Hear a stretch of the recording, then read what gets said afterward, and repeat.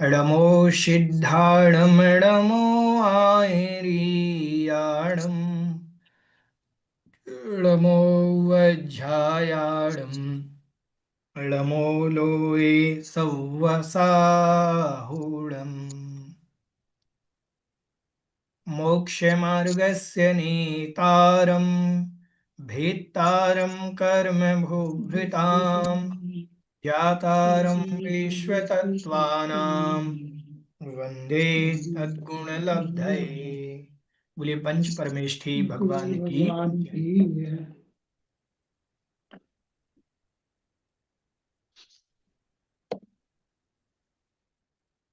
चलिए निकाल लें सभी। अध्याय 5।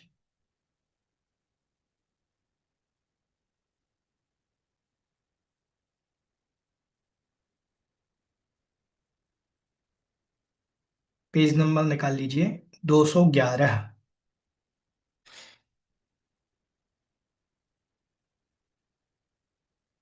Page number 211। गद्यांश नंबर 550। अपन ने पहले जो कक्षाओं में विषय देखा था, जितने द्रव्य हैं उन द्रव्यों के प्रदेशों की संख्या कितनी है, इसके बारे में जाना। फिर अपन ने जाना था कि सारे द्रव्य कहाँ रहते हैं और लोकाकाश का क्या स्वभाव है। तो अपन ने लोकाकाश के विषय में जाना था कि लोकाकाश जो है, अवगाह देना लोकाकाश का विषय है और सारे द्रव्य लोकाकाश में रहते हैं। इतना जानने के उपरांत अब अपन आगे बढ़ते हैं। गद्यांश नंबर 550 देखेंगे। तत्र अवध्रियमाणम अवध्रियमाणा माणानाम, ऐसा निकलेगा अवध्रियमाणानाम।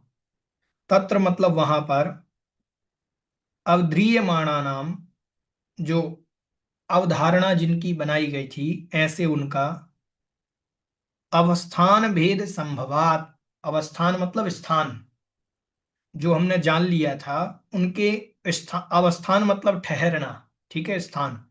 तो ठहरने का भेद रूप संभवात, संभव होने से, हमने अभी जाना था कि वहां पर वस्तु ठहरती हैं आकाश द्रव्य में।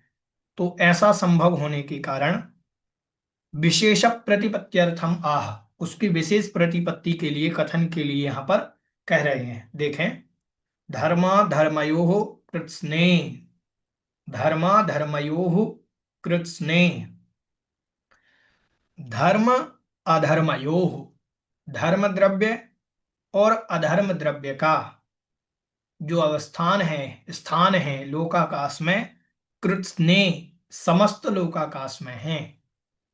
ठीक है, कृत्स्न का अर्थ होता है समस्त। इष्टोपदेश जी में भी आप पढ़ करके आए हैं, कृत्स्न कर्मणः, समस्त कर्मों का। ठीक है, ऐसा शब्द आया वहां मंगलाचरण में ही। तो कृत्स्न मतलब समस्त, समस्त लोकाकाश में धर्मा धर्मयोः, धर्म और अधर्म द्रव्य का अवस्थान है, स्थान है, मतलब रहते हैं। ठीक है,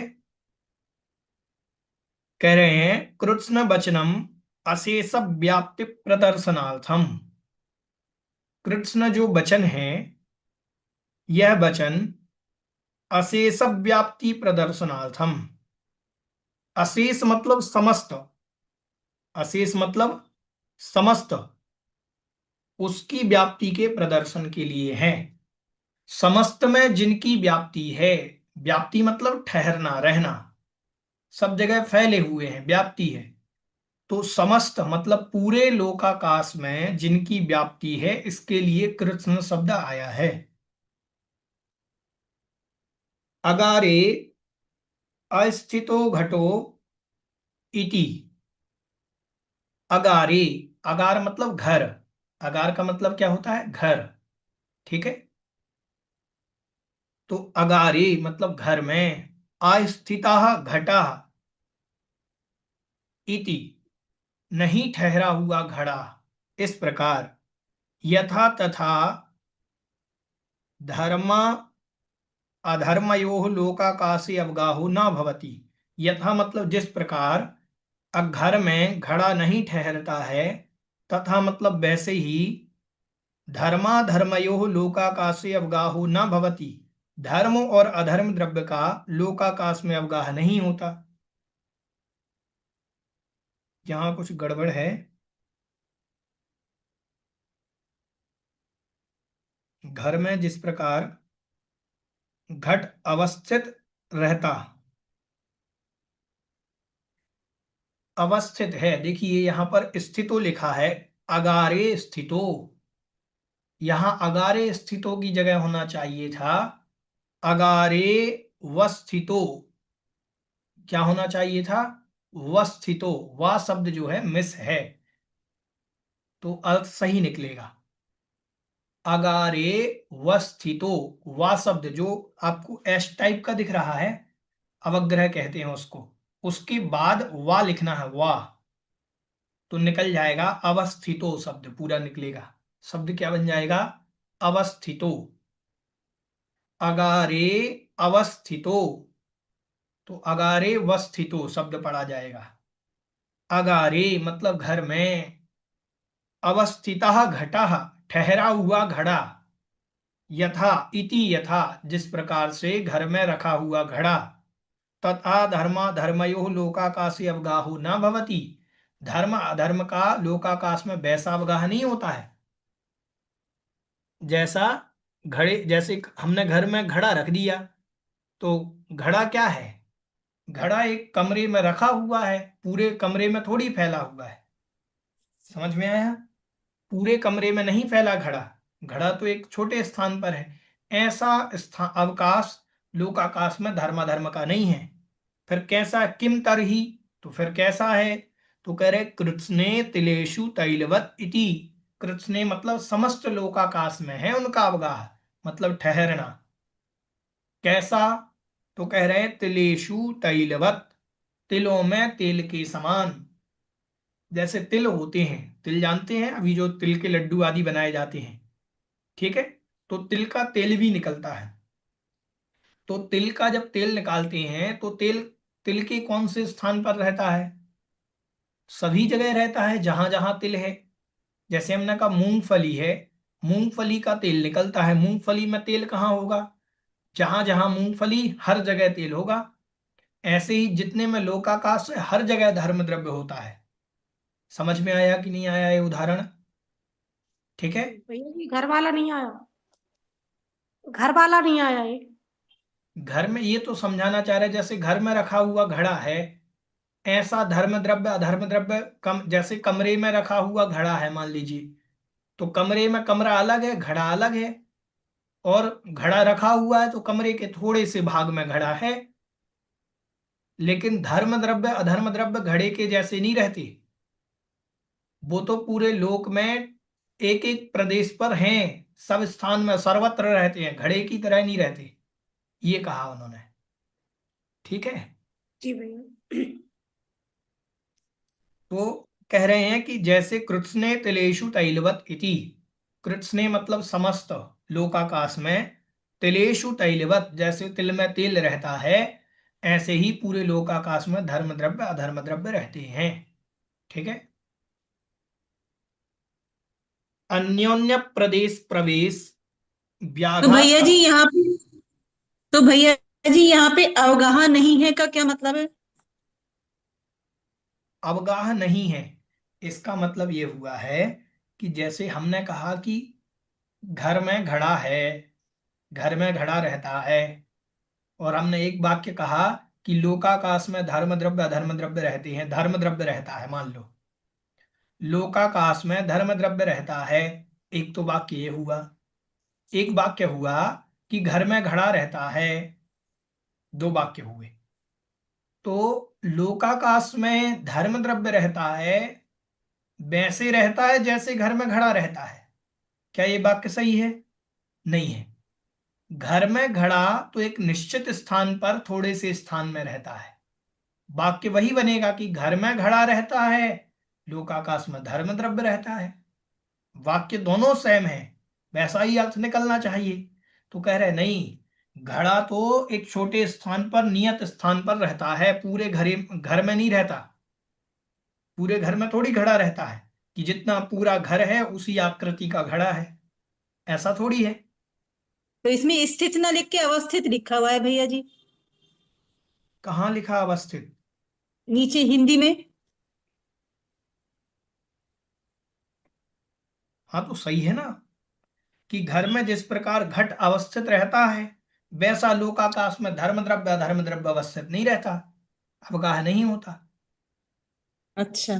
जैसा घर में घड़ा रहता है, वैसा लोकाकाश में धर्म धर्म द्रव्य नहीं रहता, ऐसा बतला रहे हैं।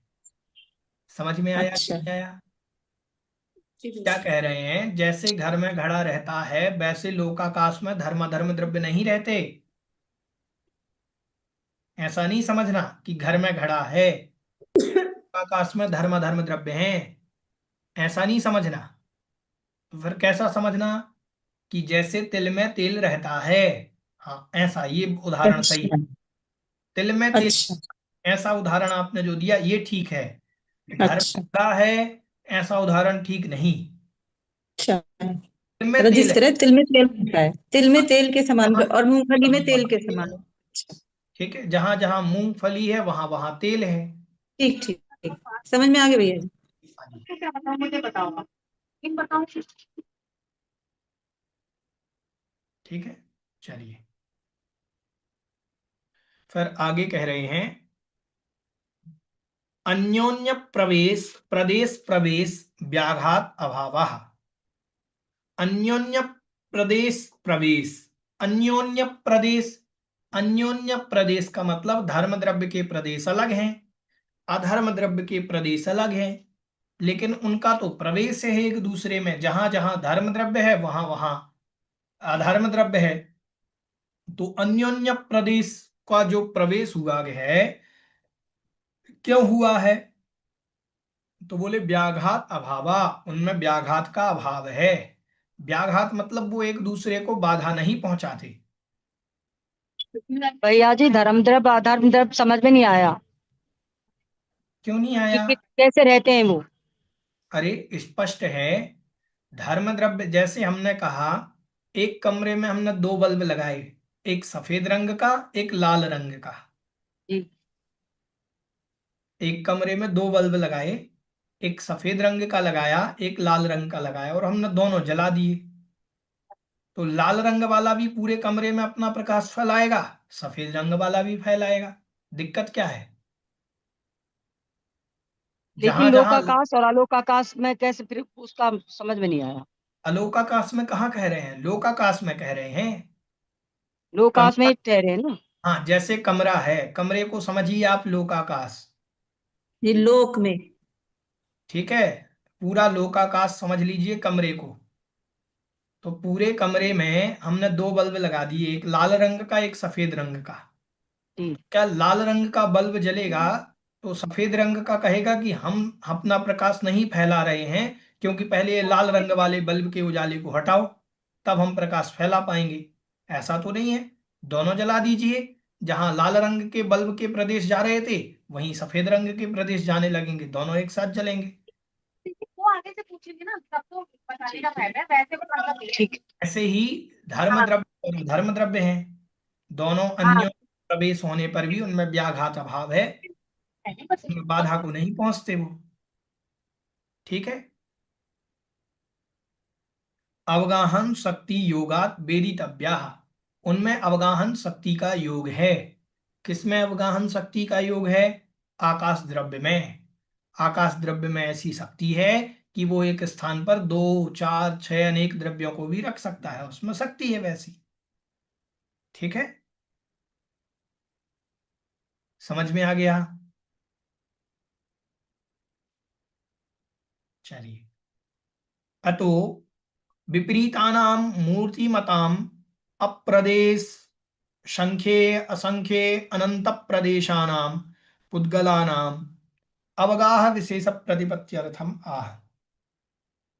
अतः मतलब इनसे, अब इसलिए, विपरीतानाम इनसे विपरीत, मूर्तिमताम, धर्म और अधर्म द्रव्य तो अमूर्तिक थे, तो उनका तो चलो हमने मान भी लिया कि धर्म और अधर्म द्रव्य अमूर्तिक हैं, तो वो तो एक स्थान पर दो रह सकते हैं, जहां धर्म द्रव्य है वहां अधर्म द्रव्य है। लेकिन इनसे तो विपरीत मूर्तिमताम मतलब जो पुद्गल द्रव्य है उनका अप्रदेश, अप्रदेश मतलब एक प्रदेशी, असंख्य वो संख्येय मतलब संख्यात प्रदेशी, असंख्येय मतलब असंख्यात प्रदेशी, और अनंत प्रदेशानाम अनंत प्रदेशों का, पुद्गल के एक प्रदेश का, संख्यात प्रदेश का, असंख्यात प्रदेश का और अनंत प्रदेशी पुद्गलों का, पुद्गलानाम पुद्गलों का अवगाह विशेष, अवगाह मतलब ठहरना, जिस प्रकार से होता है, तो ठहराव विशेष की विशेष प्रतिपत्त्यर्थम, विशेष प्रतिपत्ति के लिए यहां पर कह रहे हैं। क्या कह रहे हैं देखें। एक प्रदेशादिषु भाज्याः पुद्गलानाम्, एक प्रदेशादिषु भाज्याः पुद्गलानाम्, एक प्रदेश आदिषु भाज्याः, एक प्रदेश, एक प्रदेश को, आदिषु आदि, एक प्रदेश आदि को, भाज्याः मतलब विभाजित करने पर,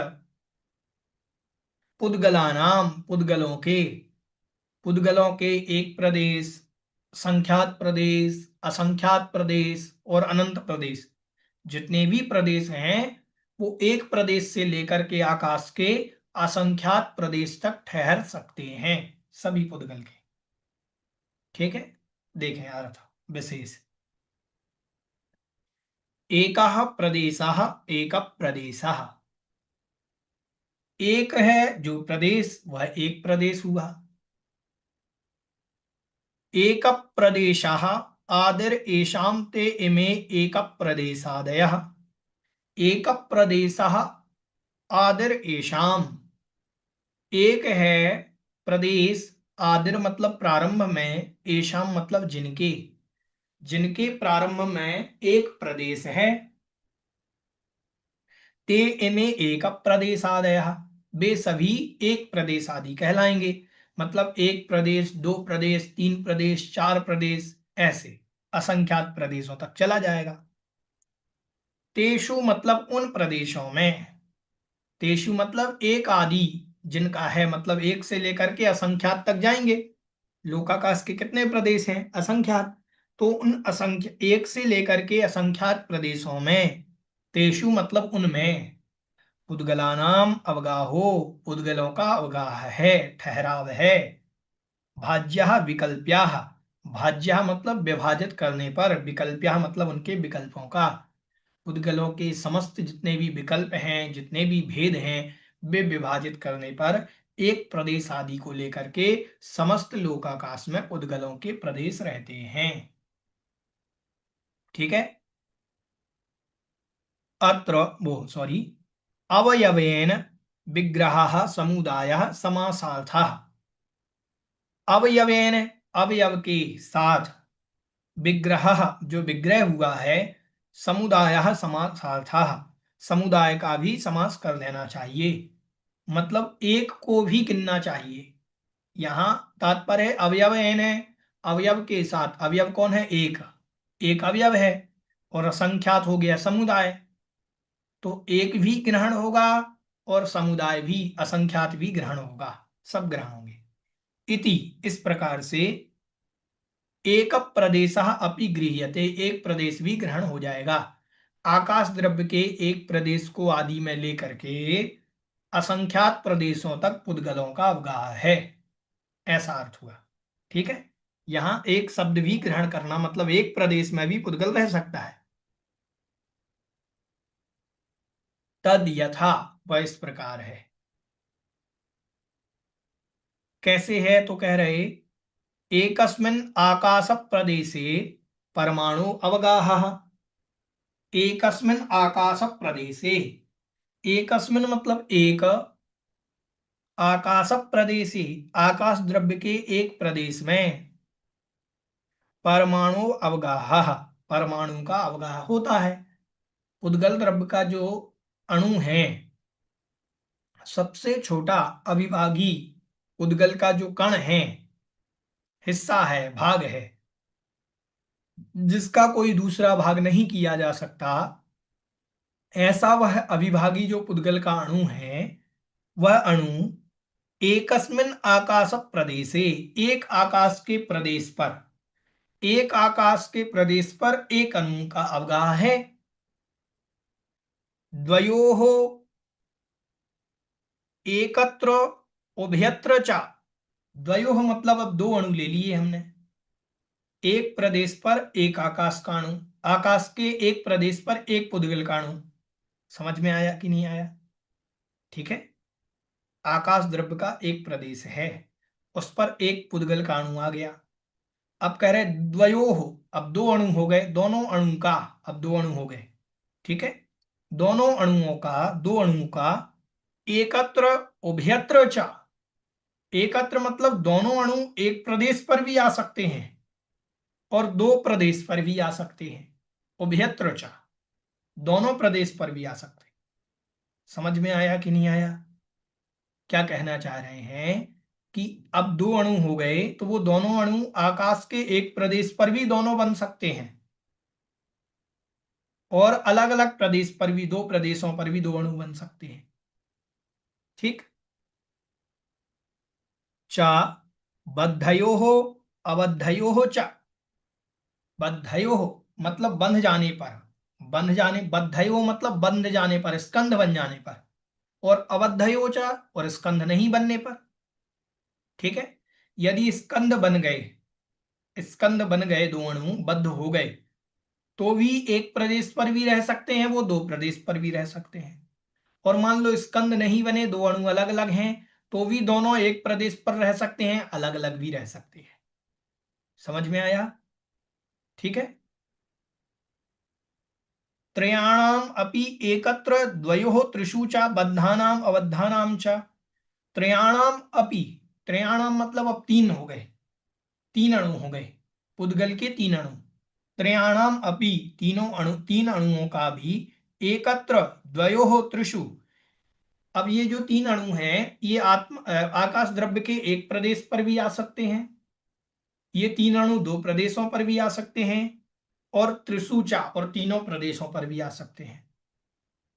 ठीक है, बद्धानाम अबद्धानाम चा, बद्धानाम मतलब बद्ध रूप में आए, स्कंद रूप में आएंगे तो एक प्रदेश पर भी तीनों आ सकते हैं, दो प्रदेश पर भी तीन आ सकते हैं, और तीन प्रदेश पर भी तीन आ सकते हैं। और अबद्ध रूप में आए मतलब पृथक पृथक आए तो भी एक प्रदेश पर तीनों आ सकते हैं, दो प्रदेश पर तीनों आ सकते हैं, और तीन प्रदेश पर तीनों आ सकते हैं। समझ में आया कि नहीं आया? ठीक है, एवं इस प्रकार संख्येय असंख्येय अनंत प्रदेशानाम स्कंधानाम एक संख्येय असंख्येय प्रदेशेषु, एक संख्येय और असंख्येय प्रदेशेषु लोकाकाशे अवस्थानम प्रत्येतव्यम। देखो कितनी बढ़िया बात कही कि एवं मतलब इस प्रकार, संख्येय मतलब संख्यात, असंख्येय मतलब असंख्यात, अनंत प्रदेशानाम और अनंत प्रदेशी, स्कंधानाम स्कंधों का, पुद्गल का चाहे एक प्रदेशी अणु हो या संख्यात प्रदेशी स्कंध हो, अनंत असंख्यात प्रदेशी स्कंध हो या अनंत प्रदेशी स्कंध हो, वह भी एक मतलब एक प्रदेश पर संख्येय संख्यात प्रदेश पर असंख्येय असंख्यात प्रदेश पर लोकाकाशे अवस्थानम, लोकाकाश के अवस्थान में प्रत्येतव्यम जानना चाहिए। समझे? आपने कभी वो लेजर लाइट देखी? ऐसी लाइट जिसका प्रकाश एक पिन पॉइंट पर भी जा सकता है और उसको घुमाओ तो वो फैल भी जाता है। ऐसे पहले आपने देखी होगी, टॉर्च आती थी पहले। टॉर्च में क्या होता था, वो प्रकाश मान लीजिए हमें किसी वस्तु विशेष को ही देखना है तो उतने पर ही फोकस करेगी और वही प्रकाश फैल भी जाएगा। ऐसा कभी आपने देखा? अब सोचो, मान लीजिए लेजर लाइट है कोई, तो वो हमने पिन पॉइंट बना लिया, एक बिल्कुल पिन पर एक लाइट जा रही है। अभी पूरी लाइट का जो टॉर्च से आने वाली लाइट है, लेजर से आने वाली कोई लाइट है, वो सिर्फ यहां पर जा रही है पूरी लाइट। अब अपन को पूरे यहां तक फैलानी थी, अब यहां तक देखना था, पहले यहां देखना था। अब यहां तक देखना है तो वो लाइट का जो प्रकाश है वो इतने में फैल गया। ध्यान से सुनना। अब वो इतने में फैल गया, प्रकाश तो वही है जो लाइट उस लेजर से आ रहा था, पहले एक ही स्थान पर बन गया था उतना सारा, अब इतने में बन रहा है। ऐसे ही पुद्गलों के संख्यात प्रदेश कहें, असंख्यात प्रदेश कहें, अनंत प्रदेश कहें, आकाश द्रव्य के एक अणु में पुद्गल का अनंत प्रदेशी स्कंद रह सकता है। आकाश द्रव्य के एक प्रदेश पर पुद्गल का अनंत प्रदेशी स्कंध भी रह सकता है। इतनी सामर्थ्य आकाश द्रव्य के एक प्रदेश में है। आया समझ में? ठीक है। तो संख्यात प्रदेशी पुद्गल हो, असंख्यात प्रदेशी पुद्गल हो या अनंत प्रदेशी पुद्गल हो, ये सब आकाश द्रव्य के एक प्रदेश पर भी रह सकते हैं, संख्यात प्रदेश पर भी रह सकते हैं, असंख्यात प्रदेश पर भी रह सकते हैं। मतलब अनंत प्रदेशी पुद्गल अनंत स्कंधों से बना हुआ पुद्गल जो है, वो अनंत परमाणुओं से बना हुआ स्कंद रूप पुद्गल आकाश द्रव्य के एक प्रदेश पर भी रह सकता है। हाँ अर्चना जी। कैसे रह सकता है भैया जी, यही क्वेश्चन है। हम्म कैसे रह सकता है? जी। जैसे हमने कहा, कमरे में आकाश द्रव्य है कि नहीं है? जी। ठीक। हाँ। हमने एक बल्ब जलाया, तो एक बल्ब का उजाला भी इसी कमरे में है। जी। ठीक। हमने दूसरा जलाया, तो अब दूसरे बल्ब का उजाला भी इसी कमरे में है। तीसरा जलाया, चौथा जलाया, पांचवा जलाया, हमने 100 बल्ब जला दिए एक कमरे में। तो एक कमरे में 100 बल्ब का उजाला कहाँ है? इसी उसी कमरे कमरे में। में है। तो ऐसा तो है नहीं कि पहले वाले बल्ब का उजाला खत्म हो गया, 100वें वाले का जल रहा है। नहीं, सभी का उजाला वहीं पर है। मतलब एक पुद्गल आकाश द्रव्य के उसी प्रदेश पर सारे उजाले आ गए कि नहीं आ गए? जी। तो ये आकाश द्रव्य की शक्ति है। समझ में आया? ठीक है। आकाश ठीक है। द्रव्य के एक प्रदेश पर अनंत प्रदेशी पुद्गल का स्कंध भी रह सकता है। उसका भाग बड़ा नहीं हो जाएगा नहीं होगा। अनदेशी होने से? देखो, आप लोग ये नहीं समझें कि स्थान घेरेगा। जी, यही समझ में आ रहा है ना। एक पिन पॉइंट पर हमने, जैसे मान लीजिए एक प्रदेश ये हो गया, ये एक प्रदेश हो गया, इस पर जी। हमने एक पुद्गल का परमाणु रखा, दो रखे, तीन रखे, चार रखे, पांच रखे, ऐसे रख जाएंगे, एक ही स्थान पर आ जाएंगे वो। ऐसे में ठीक है भैया। समझ में आया? जी। ऐसा नहीं समझ, अच्छा। एक रखा दो रखा तो दो में दो जाएंगे, तीन में तीन जाएंगे। नहीं, तीन में भी तीन जा सकते हैं और एक में भी तीन जा सकते हैं। ये हाँ। इसकी शक्ति है कि तीन को भी एक साथ रख सकता है। जी भैया जी, आप उदाहरण से अच्छा समझा देते हैं। हाँ समझ में आ गया? जी। एक में जी। तीन आ जाएंगे। जी। ठीक है, ऐसा। चलिए, ननु युक्तम प्रश्न है तावत् अमूर्तयोः धर्म अधर्मयोः एकत्र अविरोधेन अवरोधः इति मूर्तिमतां पुद्गलानां कथम् इति अत्र उच्यते।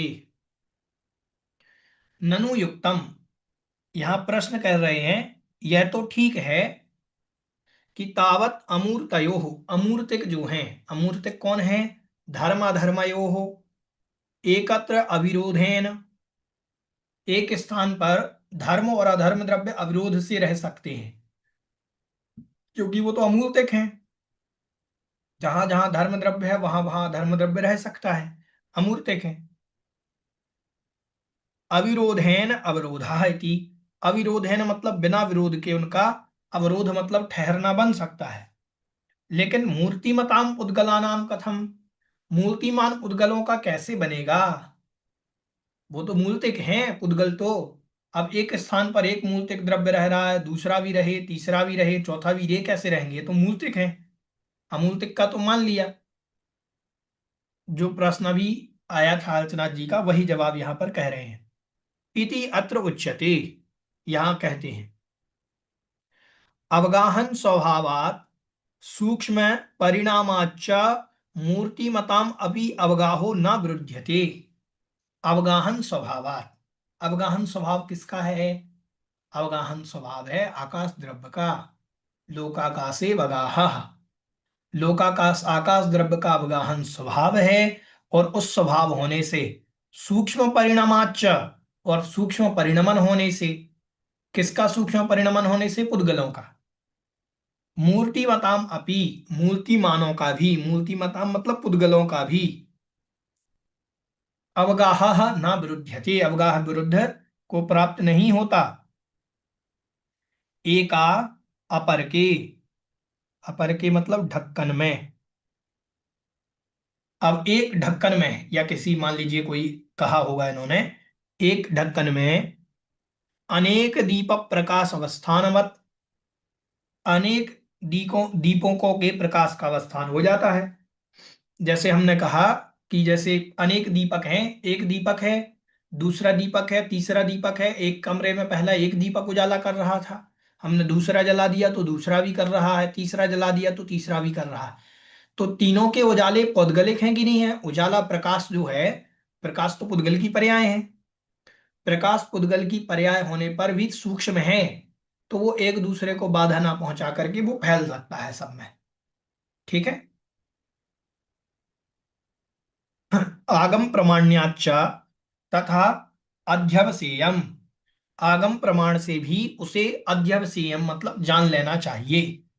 तदुक्तम, उसके लिए कहते हैं, आगम प्रमाण से आचार्य महाराज के समय जो जिनवाणी थी, आचार्य महाराज के समय जो शास्त्र थे, तो उन शास्त्रों को यहां पर कह रहे हैं। ठीक है। क्या कह रहे हैं, उस शास्त्र की कोई गाथा है, शास्त्र का नाम तो नहीं दिया।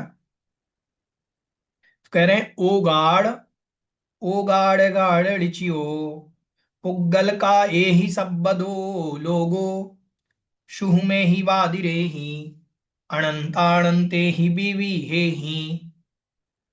कह रहे हैं ओ गाड़ गाड़ ऋचयो, ओ गाड़ गाड़, ओ गाढ़ मतलब, सॉरी, यहां पर ओ गाड़ का अर्थ क्या लेंगे,